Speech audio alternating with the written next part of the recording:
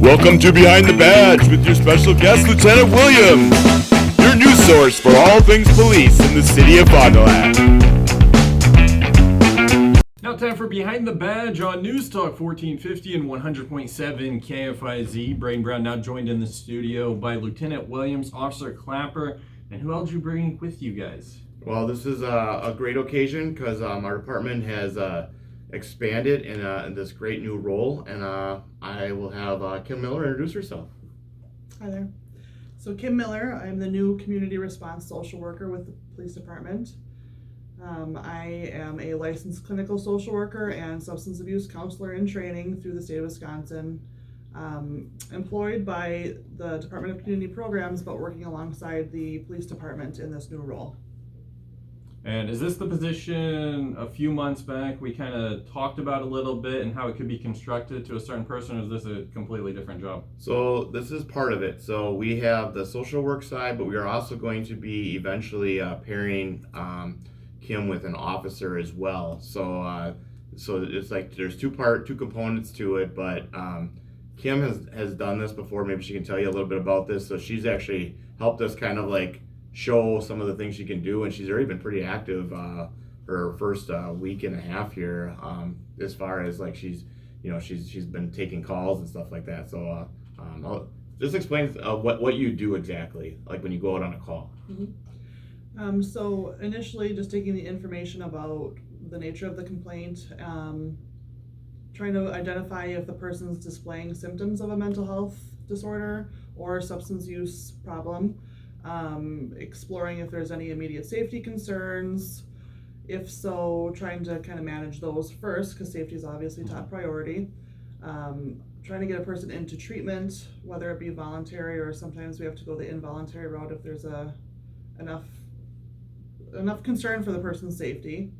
And just kind of start building connections with them, doing some prevention to prevent future crises and stuff like that.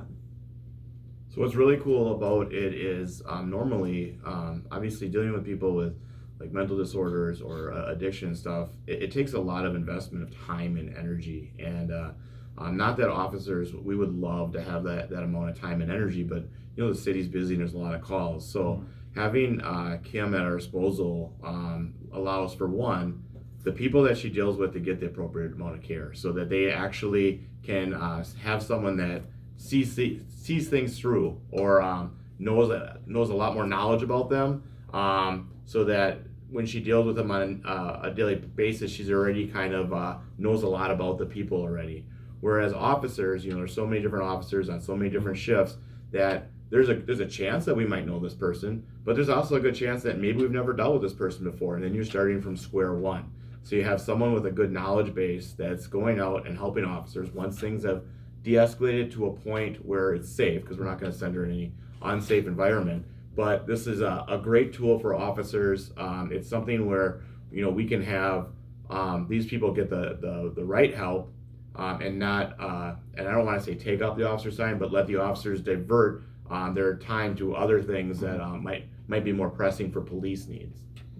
Yeah, and from a patrol officer standpoint, when we go to calls that involve mental health or people in crisis, a lot of times what we do is we're fact finders. So we'll go out, we'll evaluate this person on our own, and then we'll make a phone call to the crisis line at the healthcare center.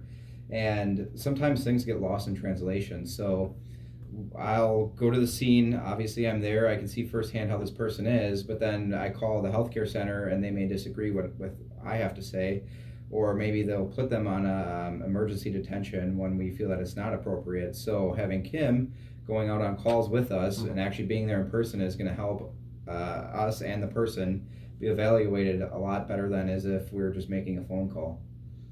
Definitely makes sense there. Just kind of ask Kim, is there a typical day for yourself, or it all just kind of depends on how many calls you might go out and see? Mm-hmm. It's never, 2 days are never the same. And it's very difficult to go into a day forecasting what the day might be like, just because crisis, by definition, there is no prediction to it. They happen when you least expect it, and vary widely in the type of safety concerns or the type of crisis that's actually happening. So that's what a lot of the initial process is finding out that background information, what's going on in the moment, and how to best help. And then does that make you kind of like a resource that's always available? Is this a 24/7 kind of thing to where if they need you, they can just give you a call?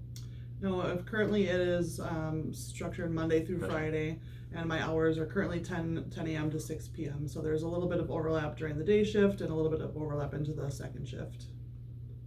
It's actually worked pretty well so far for a program that just basically, I'll say, like kind of got its feeling for a week. I've been overly impressed by how the officers have used it, like because they basically we've just kind of introed it, like, and they're like, and they don't even know exactly what she can all do. I mean, she went into a couple of briefings and kind of explained it, but they've been utilizing her, or she actually has her own radio. She has her own to listen to calls, and she has her own like number on the air, so like she can like interact, and she can listen to the radio and say, yep, that sounds like something I would go on, or this sounds like this is a person I've dealt with, so I'm gonna go out there. So it's been really cool. It's been happening really quick. I didn't think that you'd be kind of doing your job already, because so it's been really cool. Yeah, there's some positions, you kind of slowly ease into the job, but it sounds like you kind of hit the job running and you're ready to rock and roll.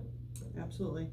I think that you look at some of the bad use of force, or maybe use of force with police, where there's been a misunderstanding between us and the public, and I think one of the most common answers you'll say is, we need someone just dedicated to mental health, and if they would have had this person that's trained to deal with this, then this could have been handled a different way. We didn't have that option until about a week ago.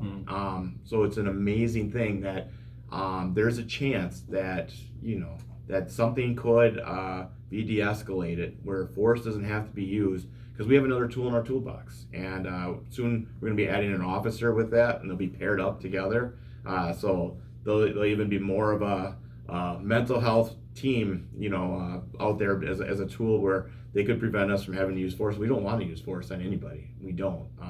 We have to do that in certain instances to protect the public, we try to do it with restraint. But this is another tool that we have where we can probably not have to use force, because we have someone that's trained in this. They might have a background with this person. They might know the things that this person does to de-escalate them. Yeah, 2 questions for you, Kim. You can kind of hit on the first one first. What were you doing before you joined the police department? So I have about 4 years experience as a mobile crisis worker in mental health and substance use. It was spent in a different county in the state. Within that county, I helped start a similar program to this within the Fort Atkinson Police Department, which is a smaller department than Fond du Lac, but they had similar goals and similar interests for their community. And so it was nice being able to come into this position with some experience in working alongside law enforcement in these type of calls. And then what got you interested in Fond du Lac and joining here? I am actually from Fond du Lac area originally, so this allowed me to come back home and get re-familiar with my home community and offer services to the people that I've known all my life. Awesome, and it sounds like you're already being a great asset to the Fond du Lac Police Department. Lieutenant Williams, anything else? No, I would definitely agree with you. A great asset, and I'm just really interested in seeing where this program is going to go in the future, because we are just we are on the ground floor. Like I said, I'm surprised it's got running as much as it has, especially with a holiday weekend in there, right? Yeah. I mean, it's been amazing. But there is some other things going on at the police department. We do have a bike auction coming up next week, right? Yeah, I believe that's next week. Check our Facebook page or our page for the exact date, because of course I come unprepared today. But I believe it's next week. So look for that. That'll be on the facility in North Main at the old Tuffy's that most people remember it from. But so it'll be right there. I was out there yesterday. There's a lot of bikes, and there's some really good ones. I saw some name brand bikes out there. So, and then it's not just bikes. There's also some stuff like unclaimed found property that would be releasing. I'm trying to think what I saw out there. I think there was like some speakers, like some cool like speakers and stuff like that. So a lot of cool stuff out there. Our we met our 2 new FTOs. We still have to get Alistair Green, our new officer, in here. So I think he's been trying to avoid me, but we have to introduce him. But the other 2, if we remember, Officer Madeline Ott and Officer Melanie Martinez, just finished their first phase of FTO, that went quick, went really quick. So they only have like 3 phases left, and they'll be on the road by themselves, which would be amazing. And then we have 4 people in the academy right now. So you're going to be meeting a lot of new faces here. So. And that means we don't have to hear from Officer Clapper I'm still happy to come in though.